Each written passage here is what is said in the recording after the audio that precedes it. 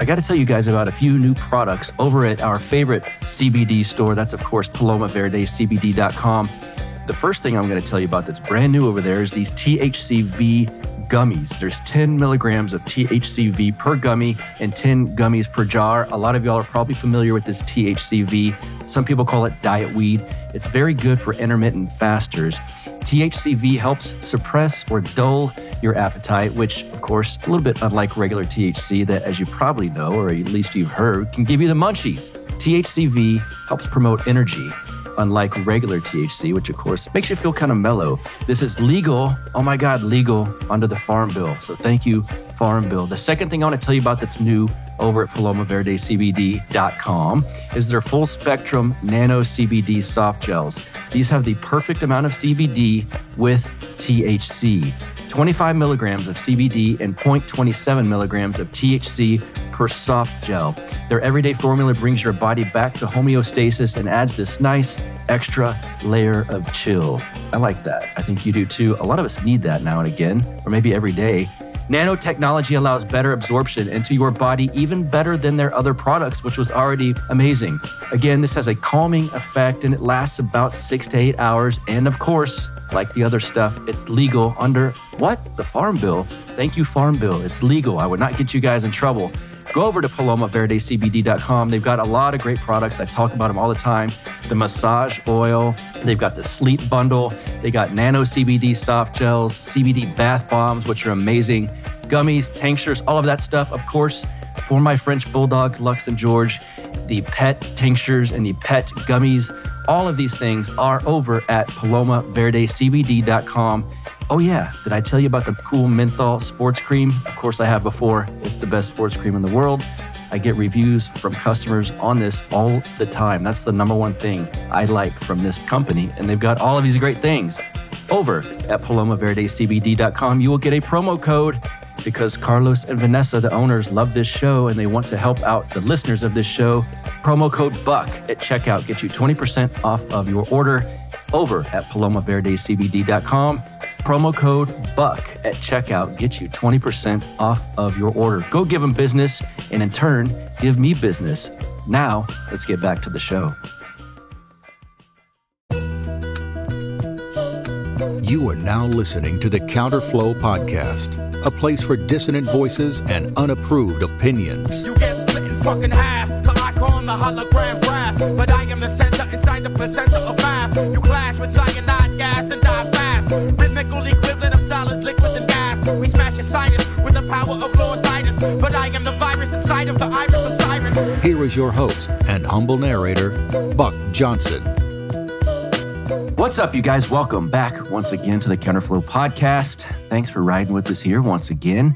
I've got Rachel Wilson on the show. I've been trying to get Rachel on for quite some time. I'm glad we could finally do this. We're going to discuss the themes in her book, Occult Feminism, The Secret History of Women's Liberation. And some of you might not even realize just how enveloped we are in feminist ideology in society. It's literally everywhere. And so Rachel's very well versed in the roots of this movement, what it can do to society, the harm it can do, and really the harm it can do, ironically enough, to females in a society, and what it has done, where it came from, and it's all around us. A lot of times we don't even realize it. And so we're going to get into the themes in this book. Rachel is so good. You know, we can get into one little question, and she can go off and get into all different areas, down some rabbit holes. And I know you're going to like this edition of the Counterflow podcast. Let me tell you about her really quick. Obviously, she's an author, but when she's not writing books, she's a licensed firearms instructor who specializes in home defense and concealed carry instruction. She's a homeschooling mom. That's probably what she was biggest known for, since she was on the Tucker Carlson show to discuss that. And she's an Orthodox Christian. And today, she's on Counterflow. Rachel Wilson, welcome to the show, ma'am. How are you? I'm good. How are you? I'm good. I'm excited to have this chat with you. It's one I wanted to have for a long time, so we're finally making it happen. Since this is your first time on here, give my audience anything that you would like them to know about you that you find pertinent to this conversation, to who you are, all of that stuff. Sure. I'm Rachel Wilson. I am a mom of 5. I homeschool my kids. I've written a book about feminism and the ideological roots of it and how it comes out of the occult. And I've also written a lot of stuff on my Substack that's kind of either historical, or I guess you could put me in the kind of like conspiracy camp a little bit with some of the stuff I do. I've done a lot of work on MK Ultra and things like that. And then also I'll do some things where I kind of look at who's behind social movements, revolutions, grassroots movements that aren't grassroots movements, and who's funding them and things like that. So that's kind of what I do. I think you got a lot of fame from the homeschooling thing. Is that where a lot of your notoriety came from? And people will watch this and say, maybe she was on Tucker. I think so, because that is, I know you were. Was it the homeschooling thing through that appearance on Tucker that kind of catapulted you more than you were? Yeah. A lot of people know me from that. They kind of either know me from like my debates and my work on feminism, because that's kind of what started it. And then really, I just got pretty lucky with the Tucker thing. Like I've had people kind of be like, oh my gosh, how did you pull that off? And I'm like, I didn't.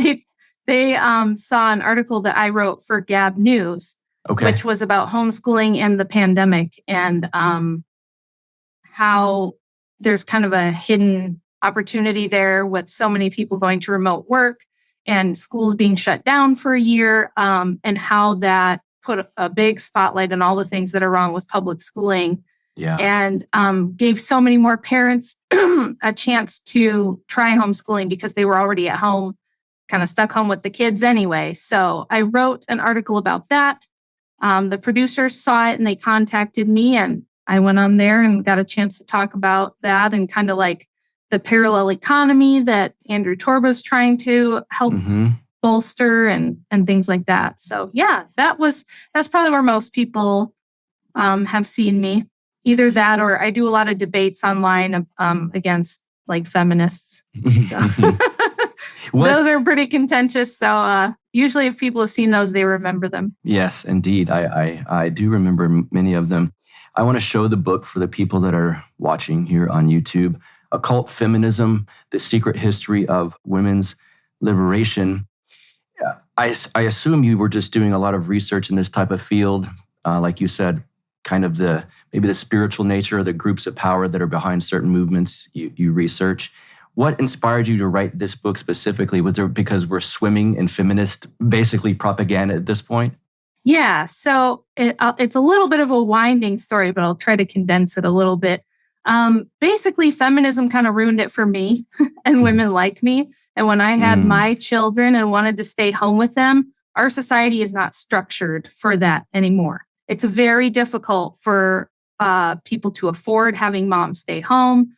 And motherhood is kind of looked at as like something you do on the nights and weekends. You know, it's not really taken seriously anymore. It's not considered a full-time life purpose. It's kind of like, oh, of course you have your career. And then if you want to have kids, like, you know, you see them for an hour at night after you pick them up from daycare, and maybe on the weekends you take them to soccer, and that's parenting now. And I didn't want to do that. Once I had a child, it was like, what career? No job I could think of mattered. And I looked around at the way things are set up, and I was like, who came up with this? This is terrible. This is a horrible idea, whoever had this. And my mother was a very far left Marxist feminist. And her ideology was like really far left, and so I was kind of raised with that. And it took me having my own kids to be like, this not only doesn't make sense, it makes life so difficult for me if I want to really put everything I have into motherhood.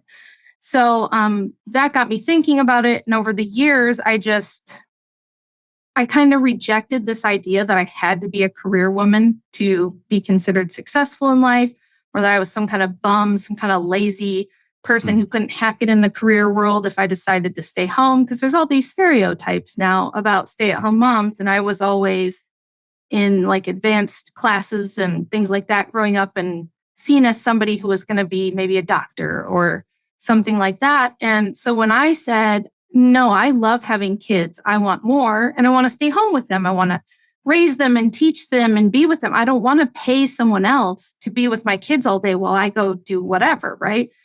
And it was like most people around me were like, oh, how could you do that? What a waste. You're wasting your potential. This is a terrible decision. You're going to regret it. It's going to make you vulnerable. Your husband could leave you. And then what would you do? Like the fear mongering that you experience wanting to stay home with your kids. So it was just me being the kind of person I am, just pushing back on that and coming up with rebuttals to those things over the years. And my husband started doing debates online a couple of years ago. He kind of fell into it by accident as well. And he's, a pretty right-wing conservative. He's like a paleo-conservative guy. And the leftists he would debate, they didn't believe I was real. Like when they'd say, oh, we feel sorry for your wife. It must be terrible being married to you because you're this old-fashioned fuddy-duddy, and he would be like, no, she's great and she's really happy and she stays home with our kids and she's perfectly happy to do that. It was her choice. And they wouldn't believe him. So I one day got online and went, yeah, I'm here. I exist. We're real. Not all of us are left-wing, pro-choice career women. And one of them challenged me to a debate. And my husband was like, oh, you got to do it because you'd be so good. You'd crush her and they'll never see it coming. So I did that and it went really well for me. And then just more people wanted to debate. And so I've done a bunch of those now. And when I decided I wanted to write the book, it was more for my 4 daughters and something for all of the women. Because after I did these debates, people would contact me and be like, oh my gosh, I'm in, my second year of med school, or I'm in dentistry school and I'm supposed to be a career woman, but I really just want to get married and have kids. But my parents will be so mad and I don't know how to tell people. And it's weird. It felt to me almost like you would think I was like a gay rights activist in the 60s and people were asking me for advice on how to come out as a stay-at-home mom. Yeah. So I thought the book would be about the money, where the money came from, who pushed feminism, where the propaganda comes from. And it is. There's plenty of info in there about that too. But in my research, I kept noticing all of these women are in the occult, going back to ancient times, going back to the Enlightenment, the Revolutionary period, the 19th century. I'm like, they all have this in common. All these women are they're in the OTO, or they are witches, or they are spiritualists who channel ghosts and read fortunes and do tarot cards or things like that. And I thought, how did I not know this? And if I don't know it, probably other people don't know it. A lot of people probably don't know that Susan B. Anthony and her friends all rewrote the Bible from a feminist perspective and took all of the patriarchal stuff they didn't like out of it. This is just something they don't teach you. In school, it's always presented as women looked around one day and saw that life was super unfair and that they were oppressed. And they said, we've had enough of this. And they marched and they protested until they got to vote. And, we're still in the struggle and women are, and I just don't agree with all that.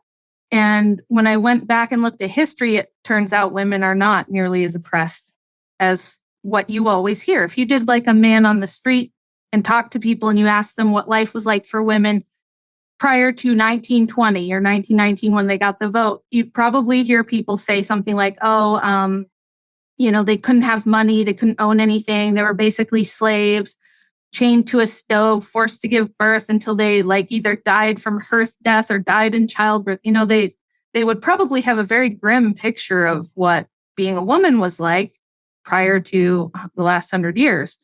And it turns out that's not exactly true, and that the history has been co-opted and rewritten by feminist activists. So it really became more about setting the record straight and going, hey, by the way, America that considers itself 70% Christian identified, all of these women pushing this stuff are witches, occultists, fortune tellers, tarot card readers, and things of that nature. You probably would want to know that.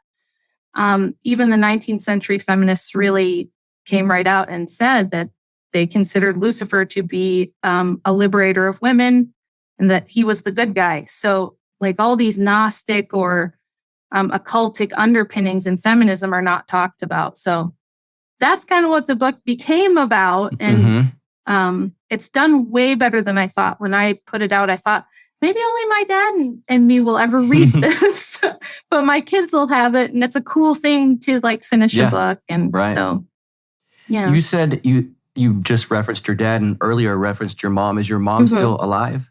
She is, but we don't really have a relationship. We don't really talk. Okay.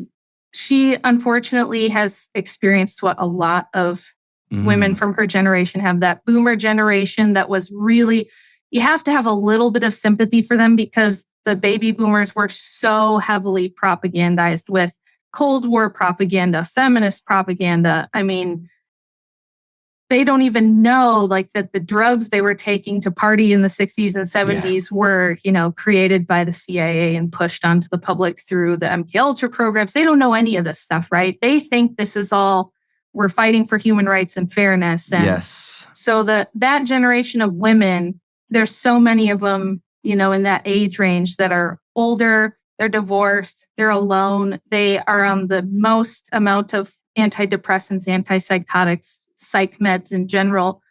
They have the highest rates of mental illness, depression, dysfunction. And my mom certainly falls into that category, unfortunately. So very unstable kind of life that she has. And, we tried a lot of times. It's not like we have an ideological reason for not speaking. She just really strongly disagrees with how I live and vice versa. So she's pretty anti-Christian. I'm very strongly Christian, things like that. She thinks having 5 kids is insane and bad for the environment and things like that. So it just got to this point where it wasn't good for either of us to really have a relationship anymore. And that stuff is sad, but that's how life goes sometimes. Man, that just struck a nerve, that having kids is bad for the environment thing is just, that's such a, I'm trying to think of a nice way to say it, but basically an idiot dupe for the depopulation agenda, and normal people that say those things don't realize like, there's a lot going on there. It drives me crazy because it's kind of a normal person. I hear that fairly often and I can't stand it. Do you get attacked? I didn't think to ask you this. Do you get attacked from those types that say, I can't believe you're having so many kids, there's too many people and things like this? Yeah, all the time. I have a whole little folder on my phone because to me, I can look at it and laugh now. But sometimes I like to go back and look over these because I've gotten tweets, DMs, messages from people saying, I hope your husband leaves you.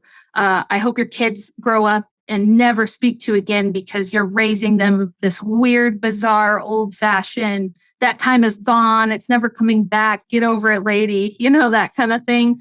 Or like you're holding women back. You're trying to force us back into the kitchen, that kind of stuff. Yeah. People get, whenever you even just kind of take a little chisel to somebody's programming, it can really trigger a reaction. And they don't realize that's what's happening. But because of all the research I've done, I know that that's what's happening. So I don't even like really take it personally. I understand that they don't know. They've been programmed with this ideology since they were born. It starts for us day one with Disney princess movies and all the cartoons that are out there and things like that. So again, you can't let it get too personal. Although I will defend myself. I'll get a little feisty sometimes if people really want to go around. So you were talking about the occult nature, the spiritual nature, the witchcraft involved in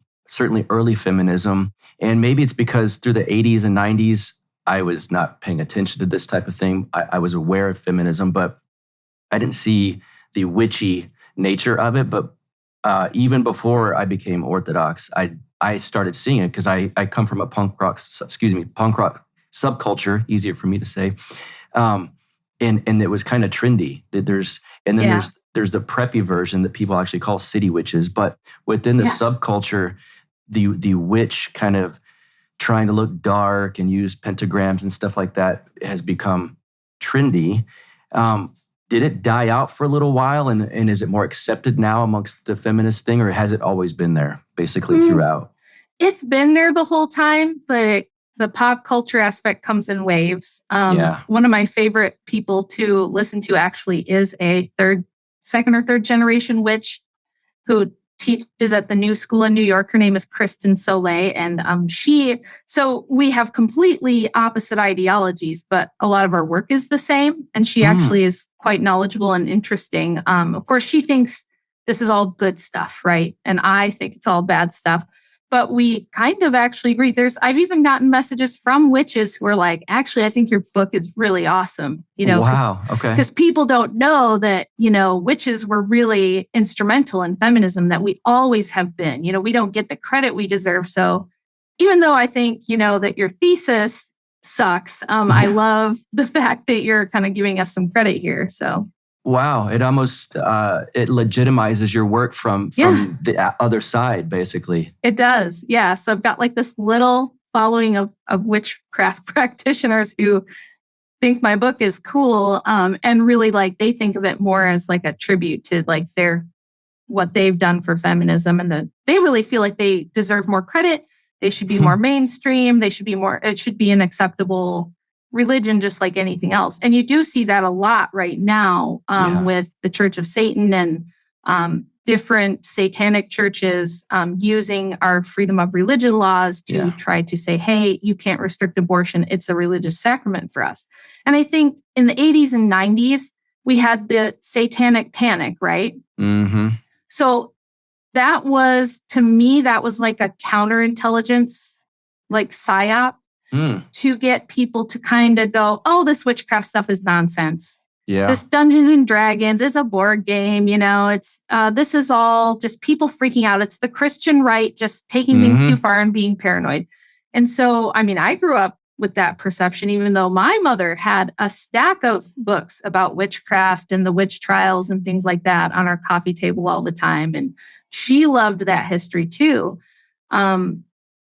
I think that it really lulled people into this idea that, oh, these things are really overblown. There might be a couple of goofy people practicing witchcraft. And I still get that, where people are like, that's not a thing, is it? And I'm like, oh, it's a thing. And right now with social media, you can go to TikTok, you can go to Instagram. Yes. And Reddit has some kind of weird thread through there too. One of my favorite Reddits is called Witches versus the Patriarchy. Yes. So, can you talk about that really? I just found out about that from my friend at work when I showed him your book. And then I heard you, and it might have been David Patrick Harry talking about it. Can you explain that thread? Because it's real. So it's just bizarre to me. It's a huge group. I think they've got, I want to say 500,000 people on. It's a really large group on Reddit of women who consider themselves witches, and that in their worldview, witchcraft is antithetical to patriarchy. And of course, I talk about patriarchy a lot because I think people misunderstand what it actually is. It depends on your worldview, how you perceive that. But of course, they think it's the worst thing and they'll be eternally fighting it, right? Mm-hmm. This is one of the problems with this like left paradigm worldview, is that they're always going to be fighting oppression. No matter how much they get, it'll never be enough. The women on that side will never be satisfied. Even if they get everything they want, it's never going to be enough. So, this is a huge group, and it's just post after post after post of witches battling the patriarchy. Sometimes they share spells that they cast, or how they use their crystals, or their familiars, their pets, and or they'll talk about like their tarot stuff, or they'll say, oh, the moon is in this phase and it's going to be, the solstice or whatever. So here's some helpful tips on making your spells, more powerful and things like that. And it's a real thing. And if, like I said, if you go on social media and just search some hashtags, search like, witchcraft or Wicca or things like that, you'll be mind blown how much stuff comes up. And you'll see everything from, girls who just really like plants and rocks, and they're green witches and they just love gardening and herbs. to women who are like into the really dark satanic black magic stuff. And then there's this, I think the most popular form right now is the social justice version, where it's like, you'll see them doing weird, gross things. Forgive me for saying this, guys, but they'll, feed their plants with their period blood and things like this. And it's them taking back their femininity from the patriarchy and embracing their divine feminine. So you're seeing a big resurgence in the religious aspect of it, because we've had a couple hundred years now of this kind of atheist empiricist ethos out there. And times are hard right now. We just went through this pandemic, and a lot of people kind of are looking for something meaningful, spiritual again. Yes. And women are turning back to ancient goddess worship and witchcraft in huge numbers. Yes. I mean, it seems because we're living within this feminist framework that was built out of that spirit. Yeah. And I mean, yeah. So they go to college, right? And they don't like their small town, non-denominational rock star Bible church, Pastor Randy Ball's Bible church. Yes. That's boring and lame and stupid. And they go off to college and they want to like be on the right side of history and crush the patriarchy. And they find witchcraft, and it ticks off all the boxes. It's like, oh, I'm a strong, independent woman, and I'm going to feel powerful. I'm going to feel magical. I'm going to be in touch with my emotions, and you can't tell me what to do. It fits the current paradigm that we've created so well that I think it's just super appealing to a lot of younger women who, especially like the younger generation right now, is struggling. Everything's expensive. Life is kind of hard in a lot of ways for them. It's not like it was for my parents, where you could pay for college with a part-time job and then, get a house and have it paid off in 10 years or something. So they're angry and angsty at that age anyway. And then they find witchcraft, and it's like the antithesis of Christianity, and it's going to help them feel personally powerful and magical and even sexy and attractive. And it's just very alluring for young women that way. There's a narcissism to it all. Yeah. And you see it, even social media plays into this, because look, post the selfies, let everyone, and it's funny when girls post selfies clearly trying to get approval from the outside world. It's almost always other women that are, you look so good, girl, what a boss you are. You're so beautiful. Yeah. And what a goddess you are. He's such a goddess. Yes. Yeah. And to a lot of them, that's what they want. And it's such there's an emptiness to that as well, don't you think? Oh, yeah, I definitely think there is. But if you look at like the UK right now, I think witchcraft is it's the fastest growing religion here in the United States and in the UK. And it's within the top 10 most popular religions in the UK again. And the UK has a long history with witchcraft, and Wicca was born there with Gerald Gardner, which Wicca drives me crazy because it's like this nudist hippie pervert guy like created it recently, like in the 50s and 60s. It's not, they think they're going back to like ancient stuff. And it's like, not really. You're it's just a guy who wanted to dance naked in his yard and not get in trouble for the most part. But, but it has grown into something that people have made meaningful. And, Hollywood music, all the popular music right now is very witchy and very I've noticed occultic. So I think it doesn't feel that if it's just scary enough to be like interesting, exciting, and edgy, but it's not so like what I would have thought. Like in the 80s growing up, I would have been like, "What? Witchcraft? That's bad, obviously, right?" Right. It's not like that anymore. So the stuff is just. But there's a female empowerment to it. Yeah. Oh, definitely. Kind of a fake beauty, and look at me and look how fierce. They love that word too. Fierce. Oh, fierce. So fierce. And this idea too of having like alter personalities, right? Like I have this like maid crone mother thing, like the 3 phases of life and stuff. And they like to play with that. And they like the witchy aesthetic. I know so many girls. Yep. My 2 oldest daughters are 19 and 21, and they all have friends that are super into this witchy aesthetic. And they run around with like Kabbalah tree pendants and, moon phase stuff all over their room, and crystals and crystal necklaces and crystal earrings. And they're like, ooh, it's very witchy and spooky season, right? Spooky season is so popular. Halloween time. Oh my gosh, girl. It's become very pop culture cool. Which no doubt. Yeah. I'm a little bit like you. You might be surprised to look at me now, but I come from like a punk metal kind of background. I was always a little metalhead as a kid and played guitar, and I did tattoos for a little while when I was younger because I was an art student and things. So part of me is like, what? You're supposed to be like rebelling or something. Yes. You're supposed to be being rebellious, and witchcraft is like cool now, like Beyonce, Katy Perry, all these pop stars that are like kind of wink, wink, witchy. Lady Gaga is another one. They're all into this kind of stuff, and they give little nods to it all the time. So it's like, it's really not very rebellious anymore. At this point, it's becoming the cool thing, or at least one of the cool things. You know, it's like, no doubt. It's like a choose your own adventure. I'm going to be a witch type of a deal. But there are people who do take it very seriously as well. And unfortunately, some of those people are very powerful.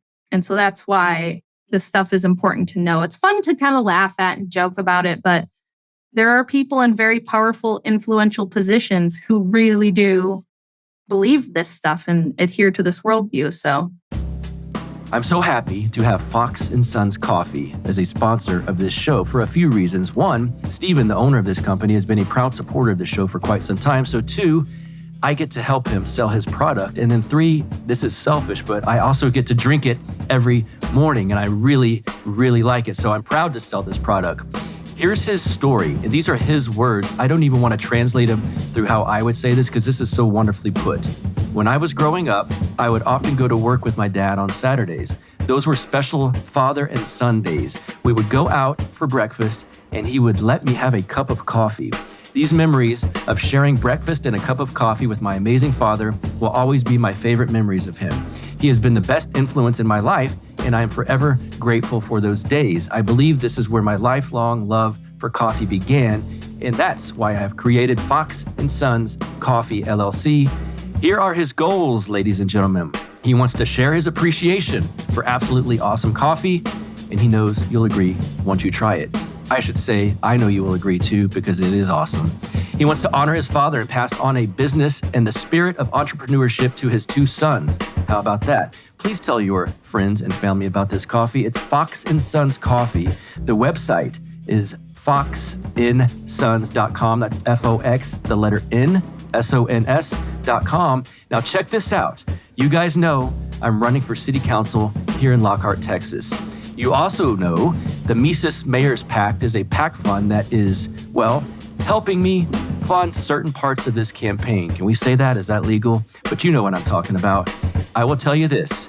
Stephen, the owner of Fox & Sons, is such a proud supporter of this show.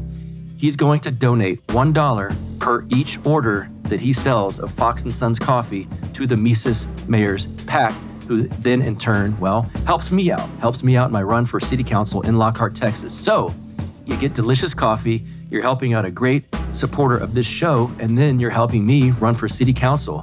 How fun is that? And I'm going to need more coffee, I have a feeling. So keep the Fox & Sons coffee coming. Once again, that's foxinsons.com. Let's get back to the show. Is there a spiritual nature to this first and foremost, or was it a political movement that some spiritual nature kind of thing attached itself to? As this, I know it's like powers and principalities, but yeah, how did this originate? It definitely started as a more spiritual thing. Okay. And I always say that anything political is actually spiritual. Yes. There's really nothing you can point to that's political that doesn't have a worldview attached to it. And that always ends up being, even atheists, right? We always talk about how atheists, they sure do hate a God they don't believe in, don't they? Mhm. So there's always some element of like a spiritual belief attached to things. But for certain with feminism, you don't have to look far at all. There's a guy I reference in my book. His name is Per Faxneld, and he is a European professor who does religious studies. And he wrote his PhD thesis is a book that you can buy. And that's about satanic feminism as well, and how Lucifer was the kind of the icon of all of the 19th century feminists. And they were actually they were very out with it. It wasn't like a hidden thing, really. It's just that our academics now have brushed it under the rug. They don't really want you to know that because it's not good PR for feminist causes. But they, at the time in the 1800s, spiritualism and, like spirit mediums were super popular. You have like Madame Blavatsky and Theosophy, sweeping the world and becoming really popular at that time. You have like Alice Bailey. You had all these occultists at the time. And it was very popular. And that's really what the book is out. Like I talk about the Vanderbilt family having like, spiritualist feminist financial advisors helping them cheat the stock market and make money. When people find out like how this is really mainstream history, it's shocking to them. In fact, I had one woman who was like, "You're lying. You're just making up stuff.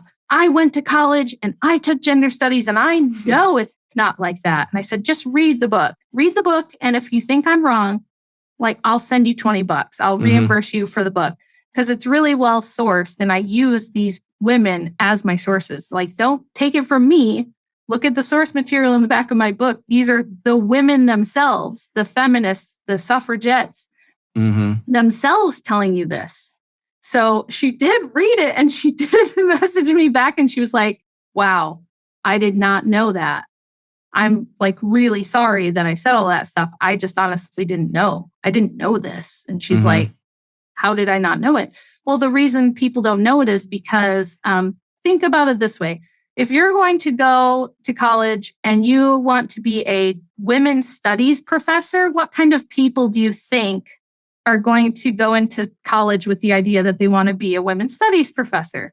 It's going to be someone who's already sold on the ideology. And I'm working on a piece for my Substack right now about where women's studies came from, who started it. And of course, it's the usual big money foundations like the Rockefeller Foundation, who started these programs in the very late 60s, right around 1970s, when the first women's studies programs started popping up in universities all over the country. And it was specifically for the purpose of taking the history and rewriting it. And they call this standpoint feminism. And what that means is we think the history is wrong because it was written by the patriarchs, right? It was written by the bad white men, patriarchs who oppressed us. So therefore, it can't be trusted. It's wrong. We have to rewrite it from the perspective of the oppressed, who are the women. So they literally did that. So if you go to college, or even what you get in high school, when you just learn about like women's suffrage or women's history a little bit in high school, you might have a little bit of that in high school. What you're learning is from that curriculum, and it's going to be from their standpoint, and it's going to be what they want you to know about it. So they're going to tell you, these horror stories about what it was to be a woman and how they were liberated by the wonderful suffragettes who were such great heroes. I mean, we even had Donald Trump pardoning Susan B. Anthony post-mortem. Right. And he was like, my biggest criticism of Trump was that he was way too pro-woman. He was hiring all these women and putting them in high positions and pushing Ivanka to the front all the time. And I mean, he made bad personnel choices in general, if you ask me, but he was very pro-woman. He wants all they had this big program to get new mothers to work. And I was like, why? Why? That was one of Ivanka's huge initiatives, was get all the moms to work, get all the mothers to work. So that's where the political part comes in. So this started as an anti-Christian movement where women didn't like the patriarchal parts of Christianity. They thought that was bad. They thought it was oppressive. It was like, well, why can't we be pastors? Why can't we be ministers? Why can't we be heads of household? Why can't we, just because this old book says so?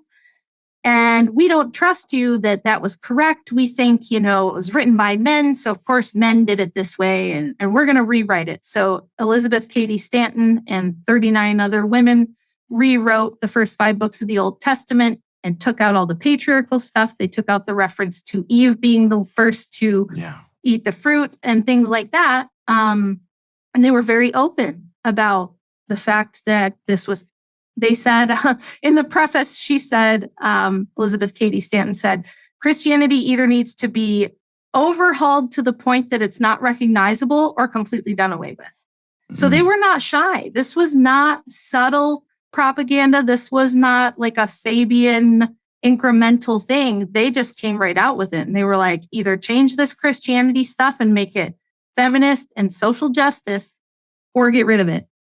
And we're gonna fight you until we win.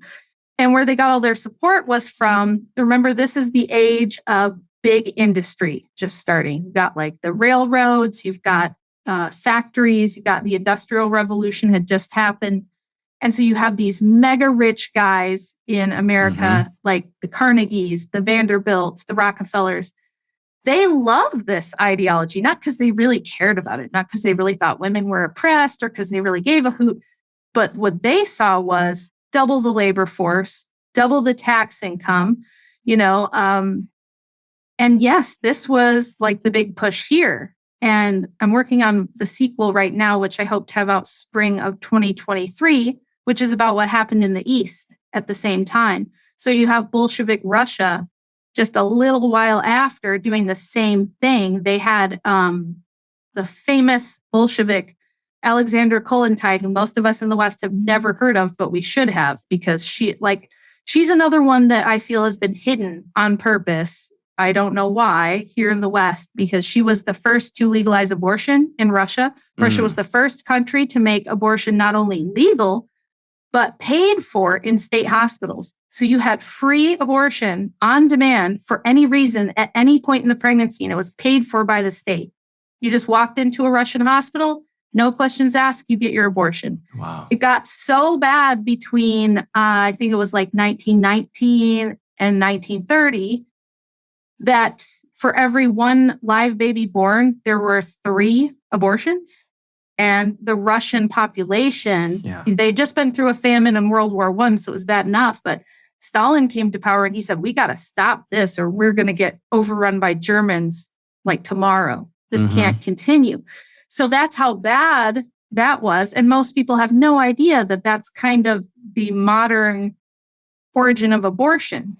Not only that, but this woman said that women needed to stop seeing themselves as mothers and begin to learn to see themselves as economic units.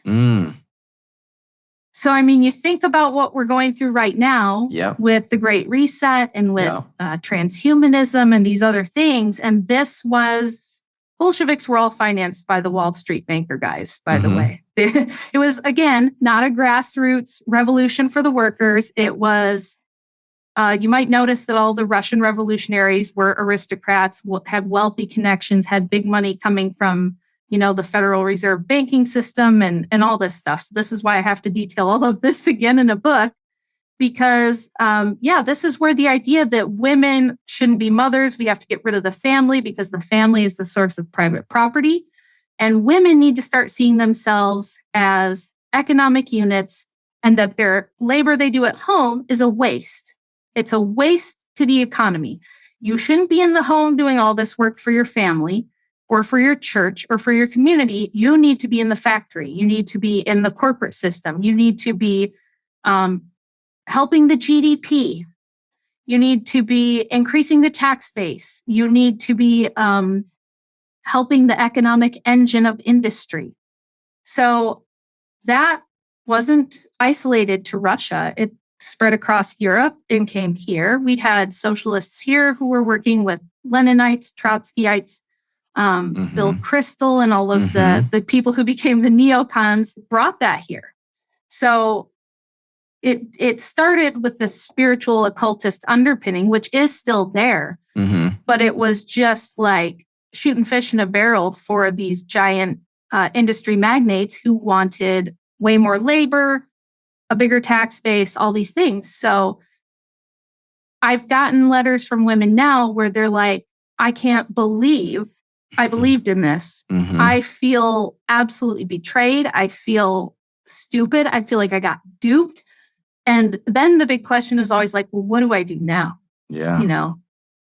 And that's tough because, like I said, for this older generation, I don't have like a super good answer that just solves that problem. But what I'm trying to do now is reach younger women who can still choose differently and choose family and choose, you know, their community. Because we look around and we wonder why everything's so terrible. And it's like, well, women used to be the ones who took care of the sick in the community, helped the poor in the community, kept the churches together and kept them going, did fundraising for churches, did outreach, took care of orphans, right? Women were like the giant network of social support. You didn't just have this huge welfare system. You had moms. And then once your kids grew up, because that's what everybody goes, what are you going to do when your kids grow up? How are you going to do then? It's like, well, I'll be a grandma, number one. And since I have 5 kids, hopefully I'll have a good dozen or more grandkids. That would be amazing,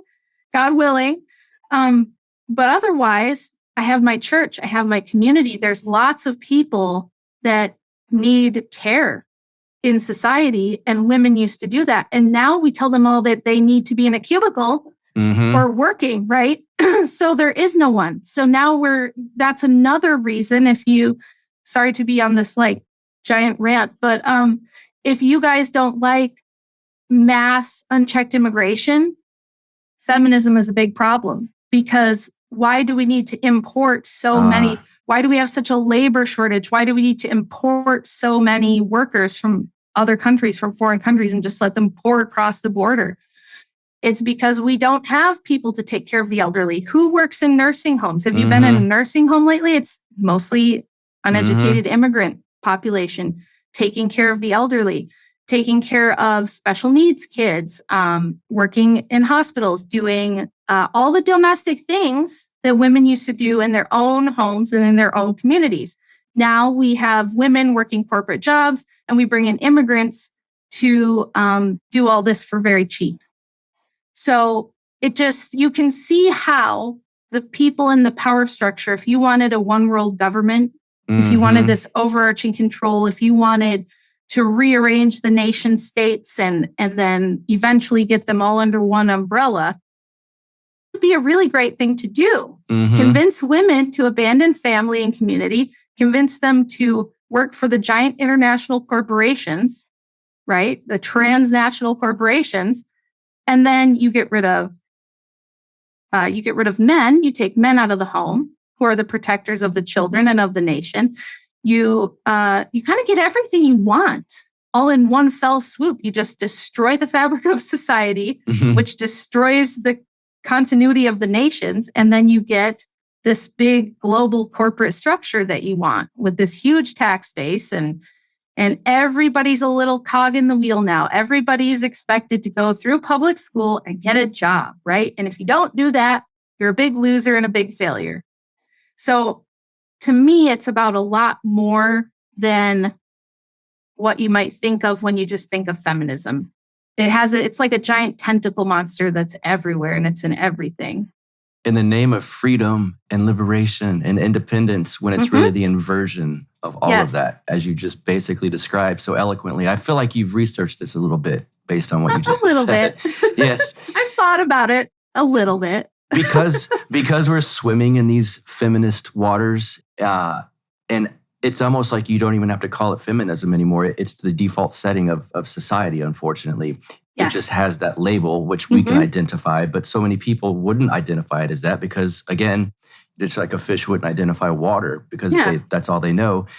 Do you see issues with married couples sometimes where they're going along and then the woman has maybe some kind of midlife crisis or freaks out and all of a sudden she wants, I got to do all of these things that society's telling me to do. Do you see that kind of thing? Oh, all the time. All the time. And when I do debates, that's usually the big thing, that's usually the big contention. And I like to cite different statistics.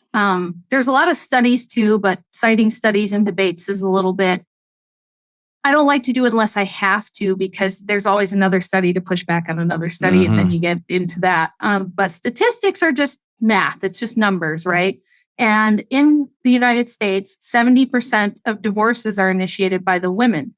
Among college-educated couples, that number goes up to 90%. So I always say to men, what do you think marrying a university-educated woman is a good bet? Do you like those odds? Because if I were a man and I was signing legal documents saying, hey, if this doesn't work out, you get half my stuff and my kids, I don't think I would take those odds. And then I have all the claws come out and everybody starts to freak out because it's like they think I'm like a red pill, what do you call them? Like the men's rights kind of thing. Yeah. Which is not necessarily true. It's more just, it's bad. This is bad for everyone. So it's bad for the women too, because like I said, they get this divorce. And this is another thing I get in trouble for all the time. They think that at, 37, 40, 45, 50, right? They're like, they remember what it was like when they were 20, 25 years old. And there's no shortage of men. I mean, you don't even have to be super attractive. If you're young and you're in your fertile years, you have a lot of power. Women don't realize. Yeah, huge power. To some extent they do because of things like OnlyFans and Instagram girls and stuff. So they know there's something there, but I don't think they understand that that's a huge amount of power that you have as a young woman in your fertile years. If you're between 18 and 25 and you're decently good looking, you have incredible persuasion and power that you will never, ever have again. It's temporary. This is what I want women to understand so badly, because they just don't. It's temporary. It's temporary for a reason. Imagine if we have that kind of power into our 80s. That would be bad. It would be bad for us. It would be bad for men. So it's like limited. It's a small part of your life that you've got all this sway over men, and they will they'll put up with a lot. Okay. They'll put up with a lot to get you. So when you're growing up as a girl, and I know this because I am one, you're growing up as a girl, and the minute you hit puberty, boys look at you different. And then through your teen years and your 20s, it's always like that, right? They're going to open doors for you. They're going to stop if they see you on the side of the road with a flat tire. They're going to pay for your stuff. And even if you're a strong, independent woman who doesn't like that sort of thing, you're going to get DMs. You're going to get asked on dates. It's very easy. And if you don't like the guy you're with, there's another one right around the corner. And all they know is it's always been like that. So they assume it'll always be like that. Mm-hmm. And they don't understand that getting a divorce when you're 40 or 45 or 50, they go, well, I still look good though. I have women say this to me, but I still look good. I take care of myself. I look hot. And I'm like, yeah, but not next to a 22-year-old. You could be the most gorgeous 50-year-old, right? There are beautiful, very attractive 50-year-old women now, especially with all the Botox and the fillers and the yoga and the Pilates and everything else that they're doing. But you're not fertile. You can't give a man kids. And men know that. Even if men aren't consciously thinking that, they know it. So what happens is they go through these midlife divorces. And then it's like, I can't find a good man. And why won't he commit? Why doesn't he want to settle down with me? And women don't understand anymore that the purpose of marriage is to have children. It's to create a foundation for society. That's what it's for, right? So for a man to marry you when you're past your reproductive years or towards the end of them, it's pretty counterintuitive for the man. It's like, he'll have a good time with you. He'll spend some time with you, but he doesn't want to marry you. That's a whole different thing. And women really don't understand that because they've grown up with this like, well, he should love me for who I am. He should love me for my personality. And it's like, yes, all of that's true. Like, I'm not saying that marriage is this thing where you're a sex slave and the man's just that's not what I'm saying. What I'm saying is it's not the same when you're 40, 45, 50. Marriage is a different animal at that point. There's not a lot of incentive for a man to promise you half his stuff if it doesn't work out, or to, think of everything that gets entangled in your lives when you get married, right? So, yeah, a lot of women think that, the neighbor, I've said this a lot of times and I get in so much trouble, but it's like the mom comes home from work and she's got a 12-year-old and a 10-year-old. She's been married for 15 years, right? And she comes home because she's been feeling unsexy and unattractive and unfulfilled. She's bored. And the neighbor guy makes her feel sexy again. He makes her feel young and he makes her feel wanted. And so she announces to the family that, sorry, family, but I'm going to tear the family apart. Sorry, kids. Dad's moving out and Mr. Johnson next door is going to move in because I need to feel sexy. I need to be happy. This is another big lie that women have been told.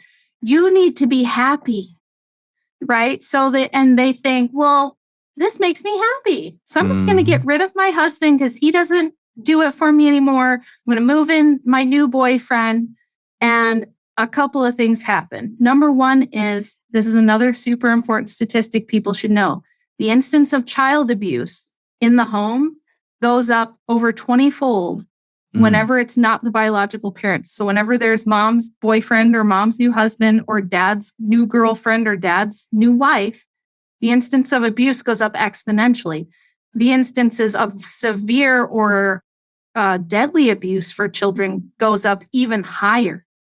So it is not just like changing your clothes or getting a new car. It's not, it's no small thing to just destroy a family, to take your children's mother or father and remove them from the home.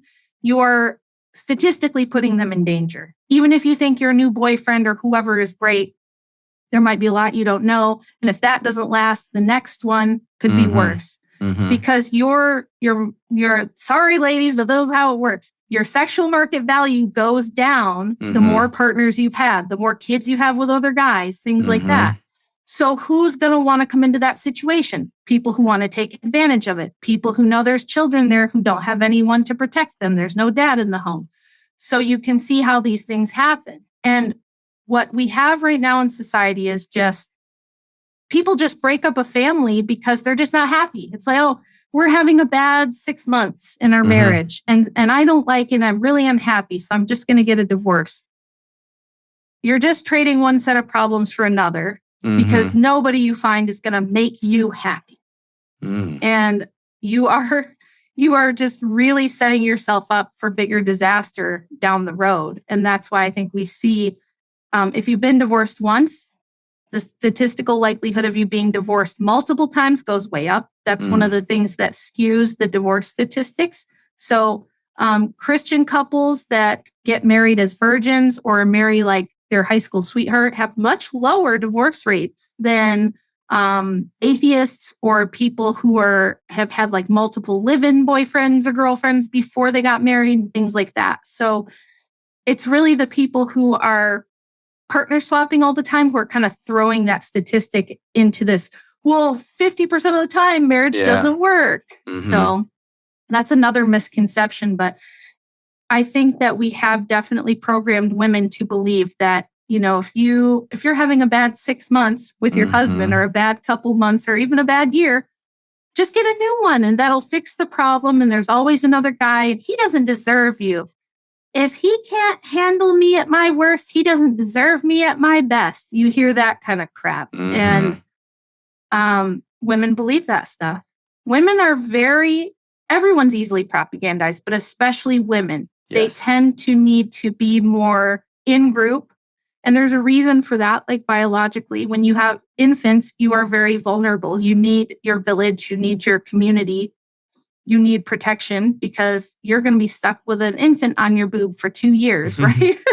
So women don't like to be alone. They don't like to be in the out group. They don't like to be on the fringes of society. So if everyone is saying you need to be a strong, independent woman, you need to get a career. And if he's not respecting you, if he won't do anything for you, then you need to get rid of him because you'll find someone who will. That kind of thing. Yeah, you get it, girl. You see this and it's very convincing, especially if you're not like a semi-autistic person like me sitting around thinking about this stuff and studying it all day long. it's just very easy for women to think this, and they look around and they go, well, my mom did it, because now we're a few generations deep. Yes, indeed. My grandma's divorced, my mom's divorced, my best friend just got a divorce, and well, I'm not very happy, so I'm going to do it too. And you do see that a lot. Yes. Where it's like the woman, her friend just got a divorce, she's going to get a divorce too. Yeah. And just the in-group thing you're speaking on, the in-group, it's like, well, who do I seek advice from? This girl, and you look around like, wait, that's a single miserable person. She's single and miserable. Great advice, people to seek it from, Yeah, that's exactly what happens. I got to respect your time, and so we'll get you out of here. This has been awesome, but I always want my guests to plug anything they would like. So Substack, books, Twitter presence, all of it. Yeah, sure. I'm Rach for Patriarchy on Twitter.